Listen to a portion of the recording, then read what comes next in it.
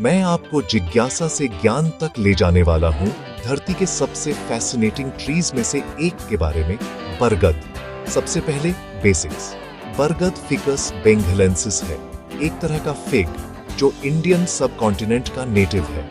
यह ज्यादातर पेड़ों की तरह नहीं उगता, यह एक लिविंग सिटी बनाता है।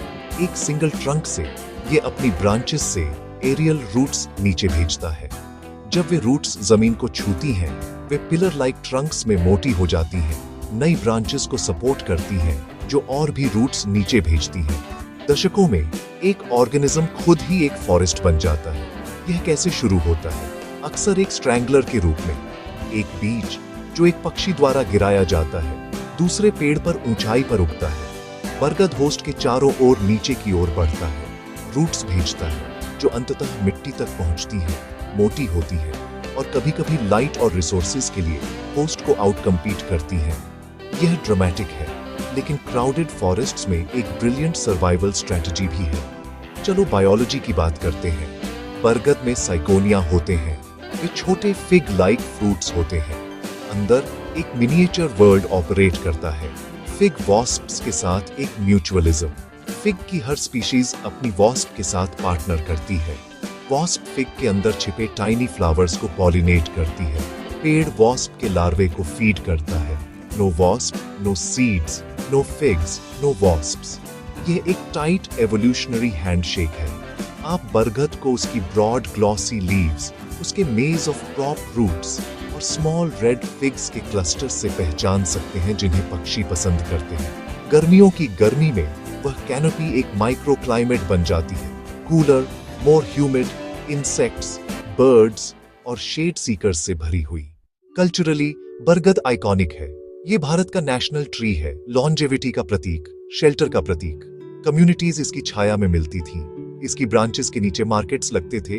वाट पूर्णिमा जैसे त्योहार इसे ऑनर करते हैं। ग्रेट बानियन के एरियल रूट्स और फैलाव का ड्रामेटिक दृश्य। हजारों रूट्स जो एक ग्रीन कैथीड्रल बनाते हैं।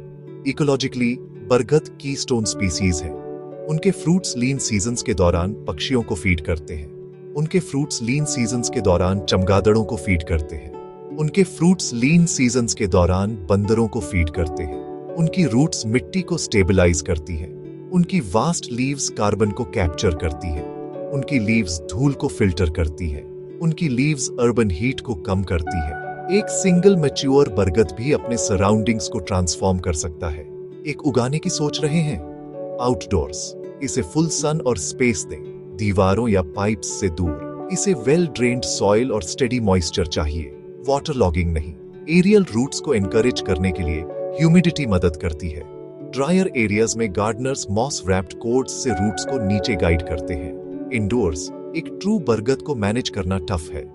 लोग रिलेटेड फाइकस स्पीसीज को हाउस प्लांट्स के रूप में उगाते हैं। लोग उन्हें बॉन्साई के रूप में भी बनाते हैं, जैसे फाइकस माइक्रोकार्पा। इसे मिनिएचर प्रॉप रूट्स के साथ बरगद स्टाइल में ट्रेन किया जाता है। Same care rules, bright light, consistent watering और पेशेंस। यूजेस ट्रेडिशनल मेडिसिन में बार्क उपयोग होता है, लीव्स उपयोग होते हैं और लेटेक्स का भी रेफरेंस मिलता है। लेकिन modern safety first, self medicate न करें। लेटेक्स स्किन को इरिटेट कर सकता है। प्रूनिंग करते समय ग्लव्स स्मार्ट है। और याद रखें, वे पावरफुल रूट्स एक्सप्लोर करेंगी, इसलिए अपनी प्लांटिंग साइट प्लान करें। अंत में बरगद टाइम का एक लेसन है। ये रश नहीं करता, ये पहुंचता है, ये कनेक्ट करता है और ये बनाता है। एक लाइफ को कई पिलर्स में बदलता है और कई पिलर्स को एक लिविंग कॉमन्स में।